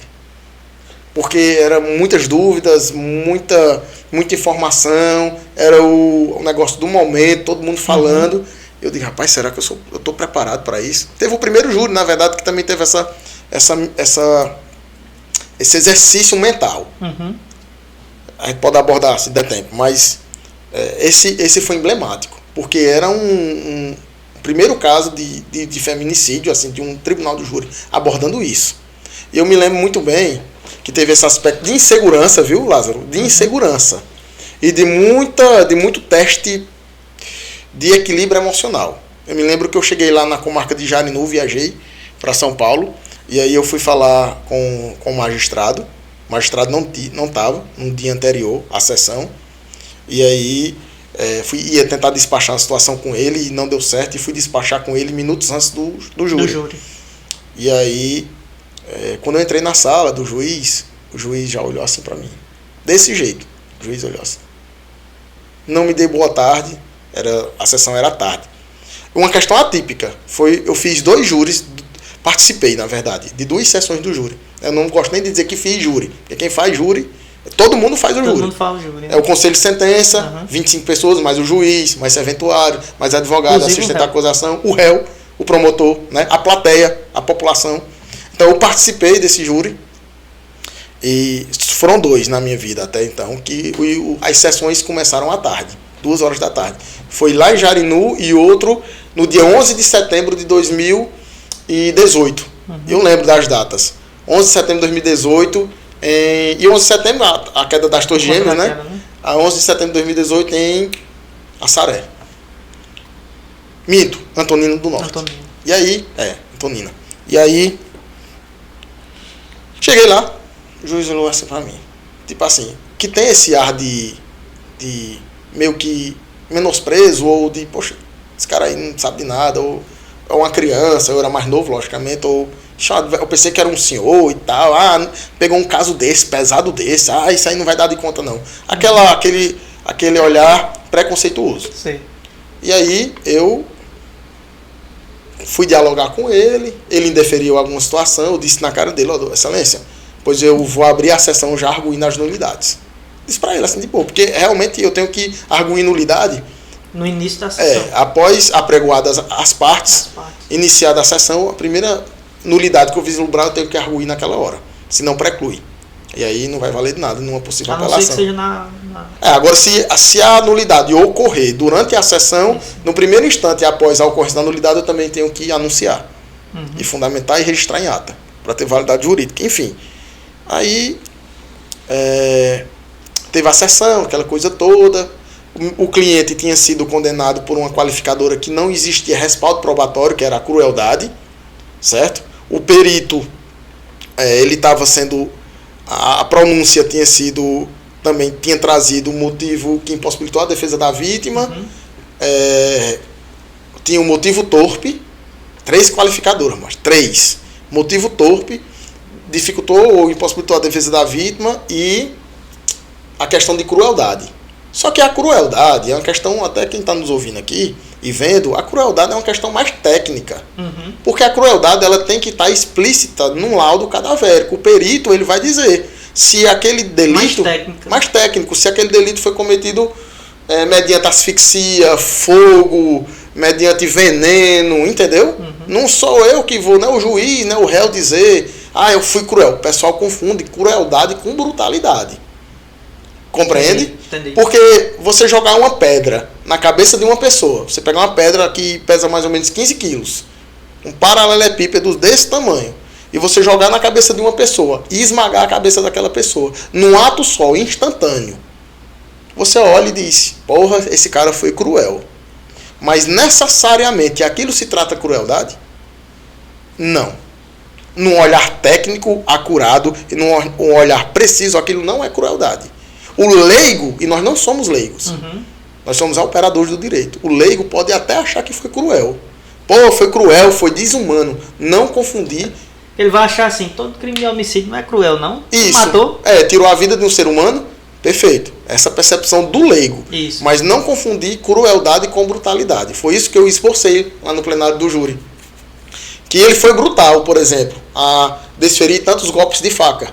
Mas não se trata de crueldade. E a crueldade, ela é uma circunstância, um adicional, é um sofrimento intenso que se dá de forma desnecessária à vítima. Antes, logicamente, dela sucumbir, antes dela morrer. Eita, tem a presença da crueldade. Você tem várias maneiras. O crime de homicídio, por exemplo, ele é chamado de, pela doutrina, ele é um crime de execução livre. E o que é crime de execução livre? Você tem várias maneiras, vários modos de perpetrar o crime de homicídio. A sua criatividade, a sua mentalidade pode criar várias maneiras de você tirar a vida de um ser humano. Então, por exemplo, eu quero matar fulano de tal. Está na cogitação, você pensou, que está aí no intercrimes, né? No caminho do crime. Você cogitou, você prepara aquele delito para começar depois a fase de execução, iniciar os atos executórios. Meu amigo, você matar uma pessoa pegando, por exemplo, um funil, abrir a boca dessa pessoa e derramar ácido. A pessoa vai morrer. No mínimo por asfixia. Ou, né? Asfixia por conta da asfixia mecânica por conta de afogamento. Né? Asfixia mecânica por conta do afogamento. Ou vai morrer pelo próprio veneno. Isso. Da substância tóxica no seu organismo, se não morrer afogada, mas vai ingerir aquilo ali, ou porque dilacerou o esôfago, porque desmanchou o esôfago daquela coisa. Vai matar, meu amigo, vai matar. Aí você diz, foi cruel? Foi cruel. Porque ao passo que você está derramando ácido na boca daquela pessoa, ela está sofrendo, ela está tendo um sofrimento intenso e desnecessário para alcançar o resultado morte. Então tem condições de se aferir à crueldade, tecnicamente falando, mas você chegar instantaneamente e disparar. Você disparar um projétil de arma de fogo na nuca de uma pessoa que nem entrou na esfera da previsibilidade. Aquele disparo. A pessoa estava lá conversando, tomando uma no bar, o cara chegou, meteu um tiro. Efetuou um disparo, na verdade. Na nuca daquela pessoa. A pessoa sucumbiu. Quebrada ao solo, morreu naquele momento. Houve um intenso, houve um acréscimo, agregou-se um sofrimento maior ou desnecessário para aquela vítima. Nesse caso, logicamente que não. Então, o cara foi cruel, o cara chegou, o cara não deu nem chance de... Aí confunde a crueldade, promotores fazem isso. Num jogo de oratória, de eloquência e de persuasão, os promotores fazem isso, Por isso que o cara tem que ler muito para poder a gente ter uma de contra-argumentação. Ó, excelência, não seja induzido. Tem que ter um jogo de cintura, né, na verdade. Mas os promotores olham assim, olha, o cara foi cruel. O cara não deu chance de defesa para a vítima. Aí o cara, porra, foi cruel. Aí quando vai no quesito de crueldade, condena pela crueldade. Eita, na quesitação correspondente à qualificadora do meu que dificultou a defesa da vítima, impossibilitou. Eita, impossibilitou. Aí já é 2, meu amigo. Já tá aumentando pro cara 8. Já tá aumentando aí 8 anos de boa. Mas aí, será que tá sendo feito justiça? Aí, torpe. Ah, foi torpe porque foi vingança. E já tem também entendimento que não necessariamente a vingança por si só ela seja torpe. E sim, são entendimentos. Por isso que o júri ela é uma... o júri ele é um ambiente da essência do direito penal. Hoje é o que você mais gosta de fazer. Hoje eu tenho tentado, tenho trabalhado muito, estudado muito também, para no futuro, pelo menos, a cartela de clientes do meu escritório ser estritamente os meus clientes serem do processo do âmbito do Tribunal do Júri, porque realmente eu me identifico. Teve um caso recente, doutor, que deu muita repercussão na mídia, né? Foi aquele policial que foi absolvido, inclusive você fez parte da tribuna. Ali, exatamente, teve uma repercussão positiva, não só por conta da absolvição, mas porque foi assim, na verdade, esse Tribunal do Júri eu fui convidado por um amigo meu, né, que a gente se intitula confrade, irmãos de tribuna realmente, por esses cursos, por essa irmandade, por essa afinidade. E é o Dr. Talvani Moura, que é um expert no Tribunal do Júri, ele domina aquela região do Jaguaribe também. Quem sabe ele não vem... Vem, com certeza. Vem. Esse ano ele vai estar por aqui. Ele já me confirmou, a gente conversou esses dias. Ele vai estar aportando em Juazeiro logo, viu? E aí eu vou convidar para ele. Vou estender o convite seu para ele fazer uma ponte, né? Fazer uma ponte. Ele vem com muita satisfação, tenho certeza. E ele me convidou, sabendo também que eu defendia policiais, que eu era filho de policial militar. E conheço as mazelas da caserna, que é muito difícil também ser policial militar hoje, entendeu? E aqui a gente deixa registrados os parabéns a essa classe que protege a sociedade. Se não fosse os policiais, meu amigo, era um caos. Não tivesse a polícia ostensiva, que é a PM, por exemplo, né? A gente viveria aí, já é complicado, mas a gente viveria num mundo realmente inimaginável. Não sei nem aqui como detalhar. A gente soube isso quando eles entraram, de certa forma, teve aquele período de greve, né? Isso. Aí, meu amigo, aí a coisa... Foi um caos. Foi um período de insurgência, mas de toda forma tem um efeito de demonstração o quanto são, né, importantes. E aí, Lázaro, eu fui convidado e foi bom, cara, porque ele selecionou advogados tops. Veio o doutor Dupin, é um casal do Mato Grosso, doutor Dupin, doutora Silvia. Veio o doutor Sandro Silva também, do Pernambuco. Veio o doutor Paulo Igor, do Rio Grande do Norte. Tem um número exato para a quantidade de advogados ou não? Todos são irmãos. Não tem. Não tem, né? A defesa técnica, o réu ele pode constituir quantos advogados ele quiser. Certo? Mas aí a gente trabalhou de forma estratégica, e sempre é bom para não tumultuar a sessão. Estudei o processo. Foi bom, cara, porque a gente não sentou para estudar o processo. Cada um estudou de forma autônoma. Então eu tinha uma visão do processo, eu tinha uma informação do processo, o outro tinha outra. Na hora no júri lá a gente se complementava. Tem uma foto que vez ou outra Talvani ele publica. Paulo fez isso essa semana. Às vezes também eu tenho no meu feed que a gente, porque assim tá a cúpula dos advogados ali confabulando. A gente tá ali trocando ideias, a gente tá, isso aqui no laudo, e essa situação. E o que significa isso? Trocando conhecimento num momento, na hora do júri. Entendeu? Ali é sem ensaio. Então, eu me lembro que é até um jogo de você saber, é um jogo de percepção, se você está preparado ou não. Nós não sentamos para debater esse processo. Ele só me deu uma missão. Processo, Alberto, tem 2.000 laudas. É brincadeira. Só. 2.000 laudas. Só. 2.000 laudas e tal. E eu sou compulsivo. Nisso pode ter certeza. Eu leio todas as laudas. Eu leio todas as folhas. Por isso você precisa um tempo mais para poder... De uma mera certidão, porque detalhes, vícios, erros estão aí. Eu já peguei laudo, pô. Eu ia fazer um júri no Rio Grande do Norte e fiz, mas não desse processo. família acabou não me contratando por alguma situação, eu peguei um laudo cadavérico, um exame necroscópico, como alguns chamam, datado de 1844, um laudo de 2016. E a data era 1844. Eu disse, não, o padre Cícero estava se ordenando aqui. Eu ia falar isso no júri. Entendeu?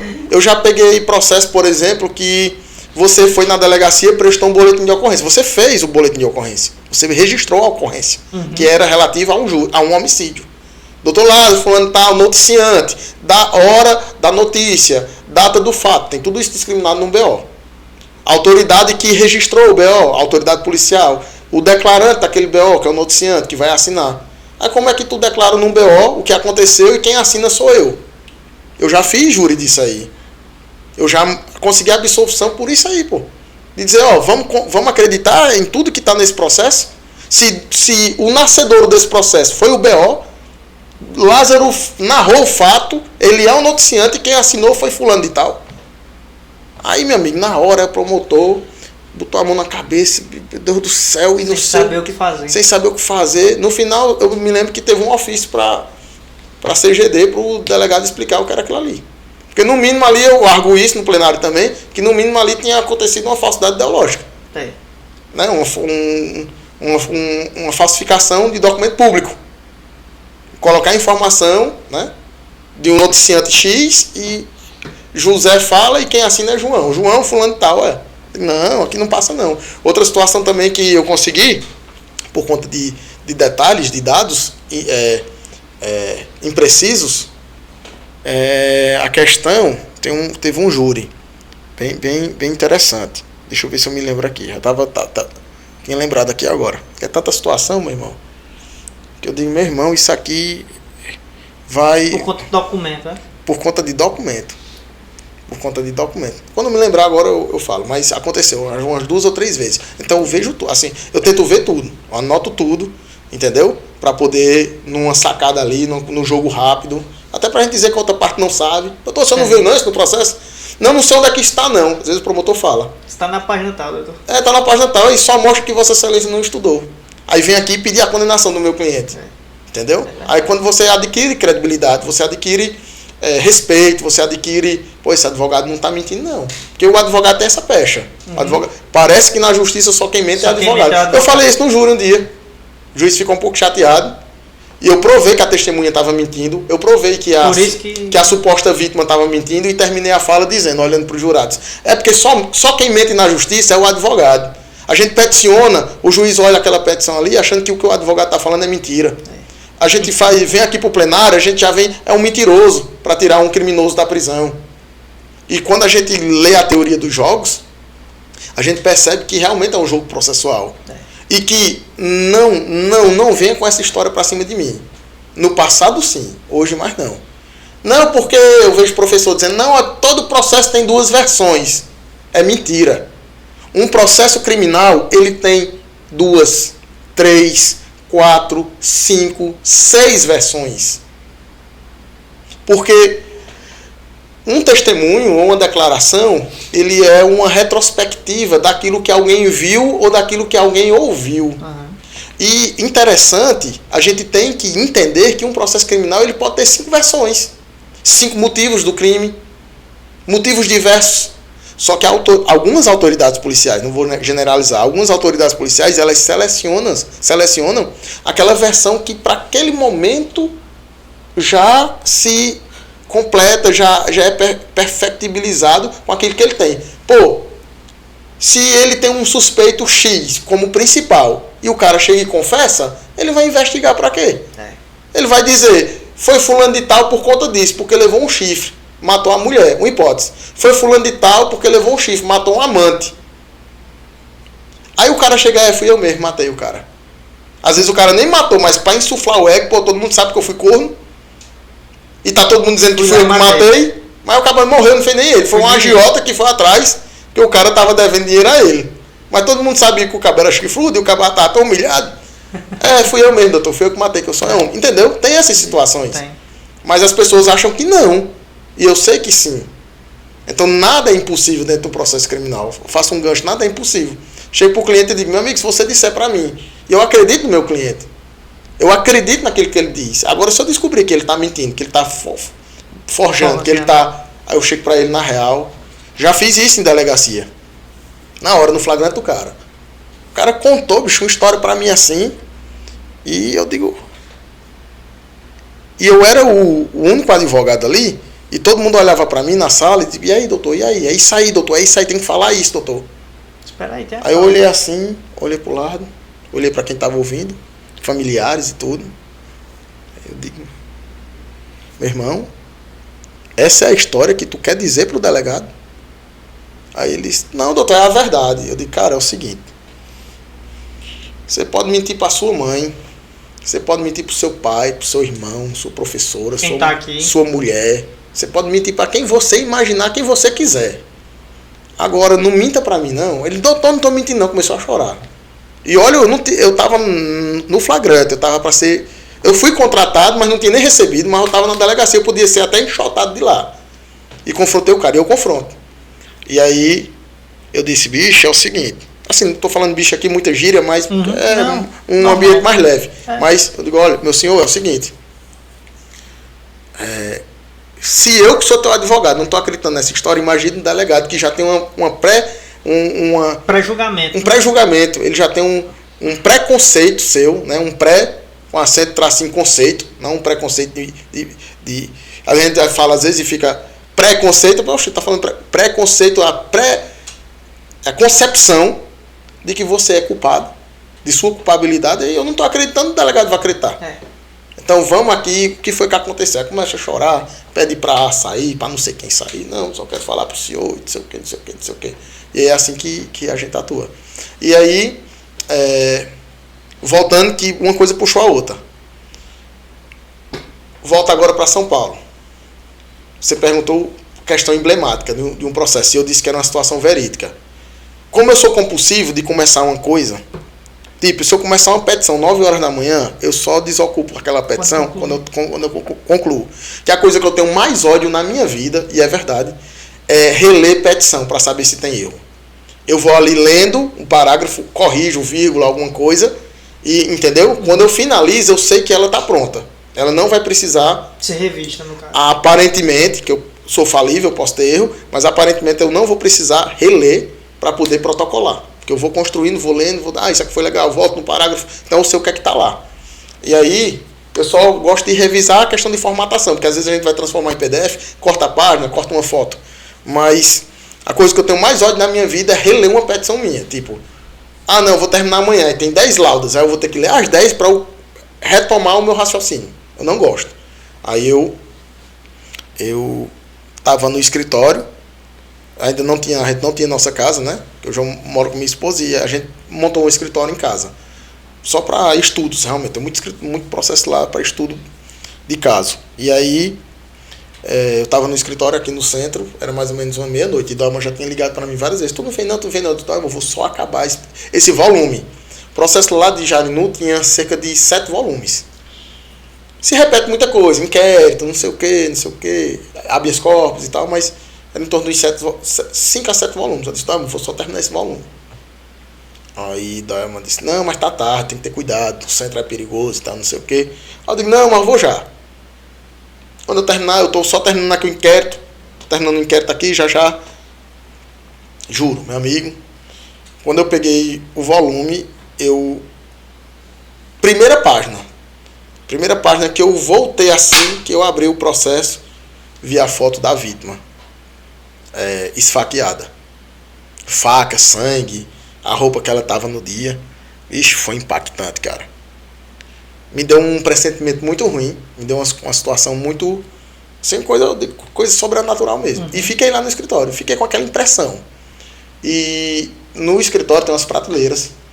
E eu tenho uns bonequinhos que se remetem à figura do advogado. Sei. E meia hora depois, perto de meia-noite e 30, eu ainda lá no escritório, sem vento, cara, porque o escritório é fechado. Não tem janela, não tem nada. Não bati na prateleira, um livro não caiu empurrando.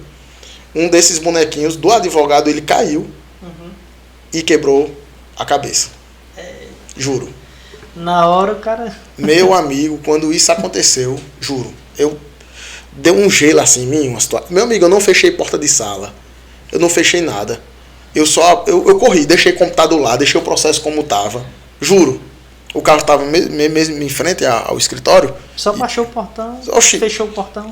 Não nem fechei a porta de vidro, que você sabe como é lá. Só peguei o portão, levantei, bati, botei o cadeado, ó, pra casa, me tremendo. Pô. Liguei pra Doema, e ela, o que foi? Eu digo, eu tô passando mal aqui, aconteceu isso, isso e isso. Aí Doema, meu Deus, Roberto, a gente tem que... Porque realmente, assim, quer queira, quer não, o escritório do advogado criminalista, a gente tem que ter essa maturidade, essa percepção, é um ambiente pesado, pô.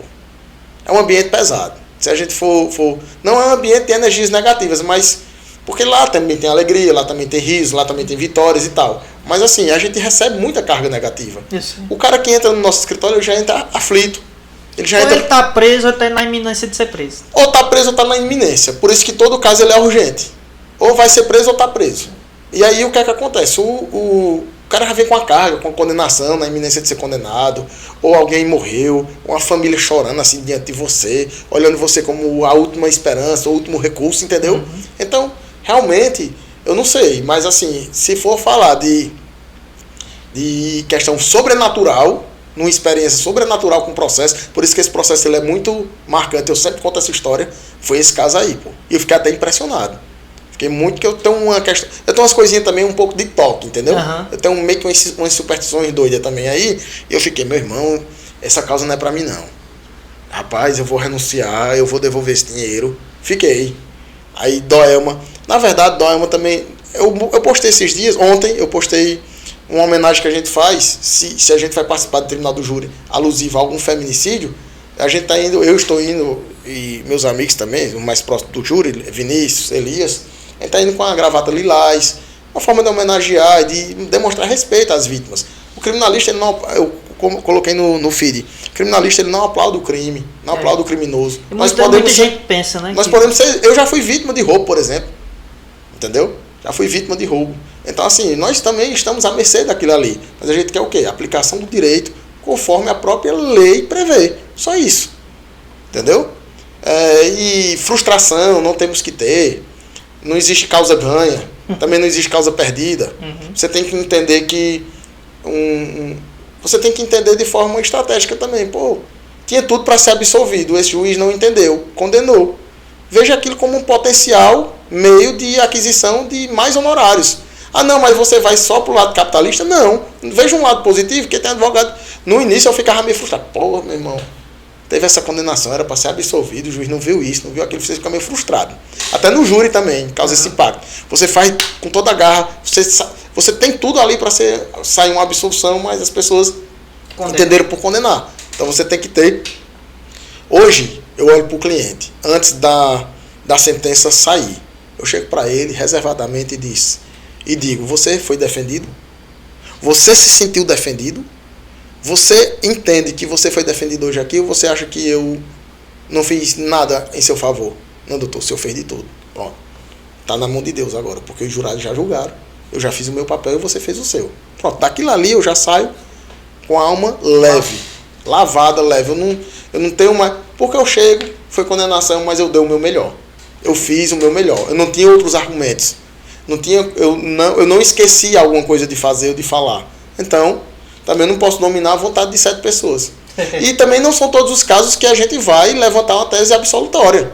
Até comentei também nessa postagem. Há casos que a gente sustenta a própria condenação, mas com o reconhecimento de uma causa de diminuição de pena, uma minorante, entendeu? Uma situação que não como as qualificadoras que o MP Isso, pede, né? Ou não como todas as qualificadoras. Porque também tem qualificado. Na verdade tá difícil, cara. Ter processo. Tá difícil o homicídio simples, viu? Tá difícil. Parece que o homicídio simples, o caput do 121 parece que não existe mais. Porque toda denúncia é que a gente chama de qualificadora coringa, genérica. Toda denúncia tem um inciso 4º, que é meio que dificultou ou impossibilitou a defesa da vida. Por exemplo, 2 caras brigando num bar também.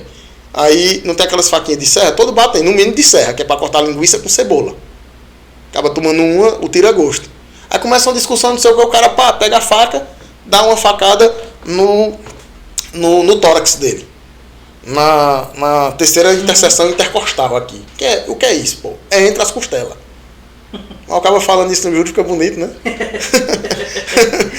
Bonito no sentido de assim, pô, ele sabe de alguma coisa. É bom. Aí eu tenho um amigo nosso, né? Ele diz, Roberto é doidinho, mas sabe das coisas, né?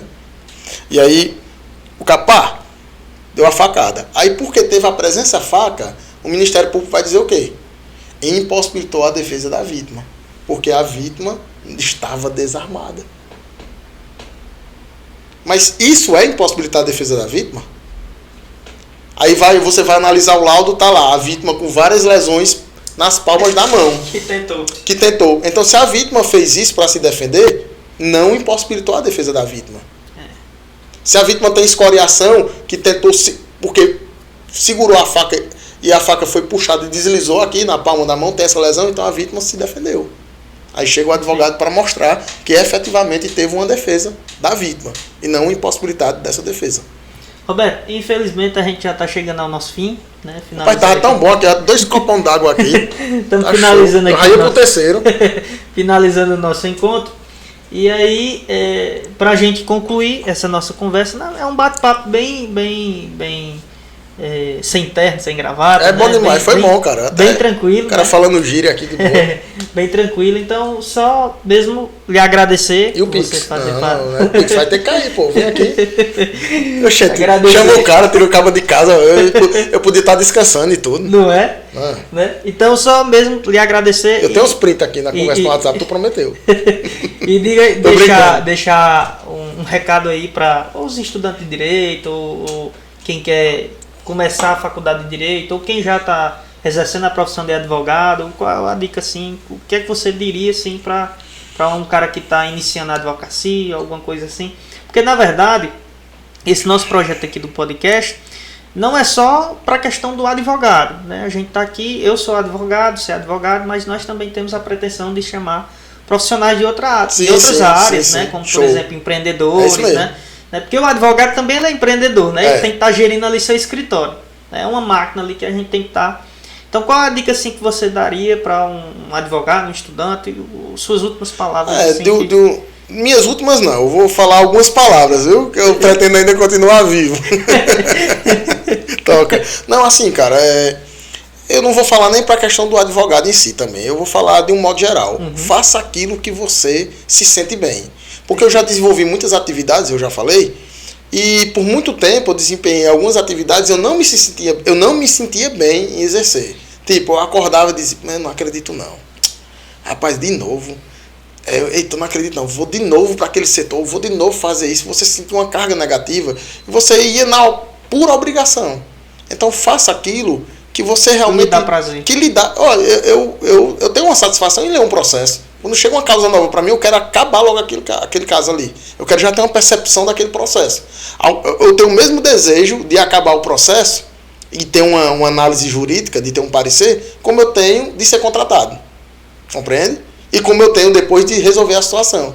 Eu tenho essa gana, eu tenho essa vontade, eu tenho esse estímulo. E aí, porque eu gosto de ser advogado. Porque eu fiz alguns concursos, eu disse, para ser delegado. Depois que eu desencantei dessa história, e o delegado é fundamental também para a sociedade, mas eu desencantei dessa história de querer exercer essa função pública, meu amigo, hoje eu digo com toda sinceridade, eu sou completo no exercício da advocacia. Eu gosto de ser advogado. Por mim, pro resto da minha vida, seria advogado. E aí, quando você trabalha com aquilo que realmente você gosta, as coisas são naturais. Né? Assim flui, né? Flui, você não se sente forçado. Ou, às vezes a gente está cansado, realmente. Tem que acordar no domingo, no sábado, eita, eu tenho que terminar isso aqui, eita, o cliente está cobrando. Porque o mais enfadonho, o mais cansativo é a cobrança dos clientes. O gerir, você falou de gerir de escritório, o mais complicado da atividade da advocacia é o gerenciamento de pessoas.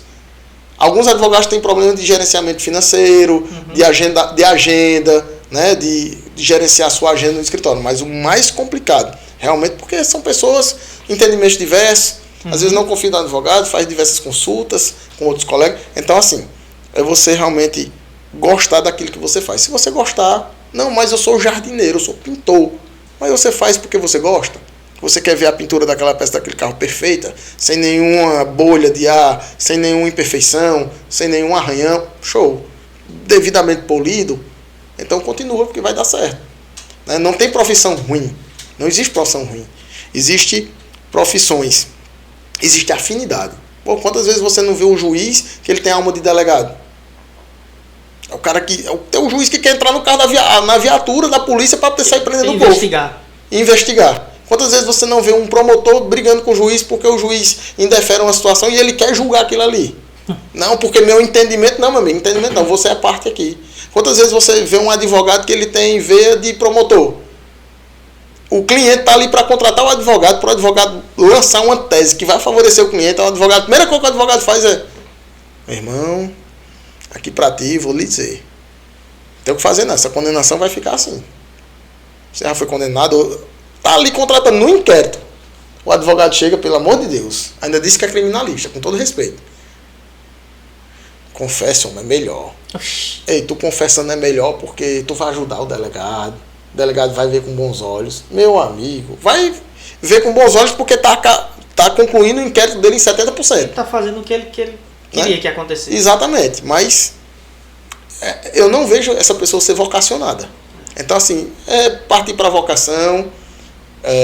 A gente vê muitos profissionais concursados em várias áreas frustrados, em atendimentos péssimos, entendeu? É justamente isso, é você fazer o que você gosta, que o resto vai dar certo. Então, só mesmo para agradecer a presença do Dr. Roberto aqui, né? Já estamos finalizando nosso primeiro episódio do podcast, né? Amostrado Podcast. Acompanhe, siga aí nas nossas redes sociais, né? Acompanhe aí no YouTube. Né, vamos divulgar aí no YouTube também, né, essa conversa que a gente teve aqui, esse podcast, né, e também no nosso Instagram. Então, show, só agradecer, doutor. Eu que agradeço, foi massa demais, viu? Pronto. Valeu, Lázaro. Estamos finalizando. E agradecer aqui a quem nos acompanhou, viu? Tem um pessoal aqui que está acompanhando aqui, doutor Roberto. Foi bom demais. Depois eu falo como foi o primeiro júri. Valeu.